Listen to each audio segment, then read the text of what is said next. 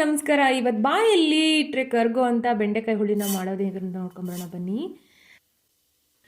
ಒಂದು ಬಾಣಲೆ ಕಾದ ನಂತರ ಅದಕ್ಕೆ 1 ಸ್ಪೂನು ಕಡಲೆಬೇಳೆ, 1 ಸ್ಪೂನ್ ಉದ್ದಿನಬೇಳೆ ಹಾಕಿ ಹುರ್ಕೊಳ್ಳೋದು ಸ್ವಲ್ಪ ಎಣ್ಣೆ ಜೊತೆಗೆ. 2 ಸ್ಪೂನ್ ಧನಿಯಾ, 1 ಸ್ಪೂನ್ ಜೀರಿಗೆ ಮತ್ತು ಅರ್ಧ ಸ್ಪೂನ್ ಮೆಂತ್ಯ ಎಲ್ಲವನ್ನು ಹಾಕ್ಕೊಂಡು ಚೆನ್ನಾಗಿ ಹುರ್ಕೊಳ್ಳೋದು. ನಂತರ ಕೊಬ್ಬರಿ ಹಾಕ್ಕೊಳ್ಳೋದು, ಹಸಿದಾದರೂ ಪರವಾಗಿಲ್ಲ. ಖಾರಕ್ಕೆ ತಕ್ಕಷ್ಟು ಒಣಮೆಣಸಿನ್ಕಾಯಿ ಹಾಕ್ಕೊಂಡು ಸ್ವಲ್ಪ ಹಿಂಗನ್ನು ಹಾಕ್ಕೊಂಡು ಚೆನ್ನಾಗಿ ಹುರ್ಕೋಬೇಕು.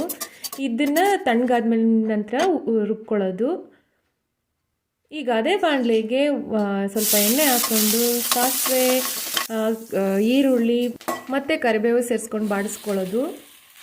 ಒಳ್ಳೆ ಹೆಚ್ಚಿಟ್ಕೊಂಡಂಥ ಬೆಂಡೆಕಾಯಿನ ಹಾಕೋದು.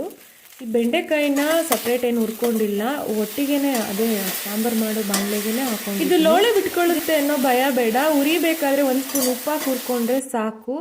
ಆನಂತರ ಇದಕ್ಕೆ 1 ನಿಂಬೆಹಣ್ಣು ಗಾತ್ರದ ಹುಣಸೆ ಹಣ್ಣನ್ನು ಕಿವುಚಿ ರಸ ಬಿಟ್ಕೊಂಡು 2 ಟೊಮೊಟೊನ ರುಬ್ಕೊಂಡು ಹಾಕ್ಕೊಂಡು ಟೊಮೊಟೊ ಗೊಜ್ಜೆಲ್ಲ ಹಿಂಗೋ ಅಷ್ಟು ಬಾಡಿಸ್ಕೊಳ್ಳೋದು. ಆನಂತರ ಬೇಳೆಕಟ್ಟನ್ನು ಸೇರಿಸ್ಕೊಳ್ಳೋದು. ಚೆನ್ನಾಗಿ ಇದು ಬೇಯ್ತಾ ಬಂದಿದೆ ನೋಡಿ. ಇದಕ್ಕೆ ಮೊದಲೇ ಹುರಿದಿಟ್ಕೊಂಡಂಥ ಮಸಾಲೆಯನ್ನು ರುಬ್ಕೊಂಡು ಸೇರಿಸಿ ನಮಗೆ ಎಷ್ಟು ತೆಳು ಬೇಕೋ ಅಷ್ಟಿಗೆ ನೀರನ್ನು ಸೇರಿಸ್ಕೊಂಡು ಕೊನೆಯಲ್ಲಿ ಮತ್ತೊಮ್ಮೆ ಉಪ್ಪು ಚೆಕ್ ಮಾಡಿಕೊಂಡು ಕೊತ್ತಂಬರಿ ಸೇರಿಸ್ಕೊಂಡ್ರೆ ಆಯಿತು. ಸೂಪರಾದ ಬೆಂಡೆಕಾಯಿ ಹುಳಿ ರೆಡಿ ಆಗುತ್ತೆ. Thank you for watching.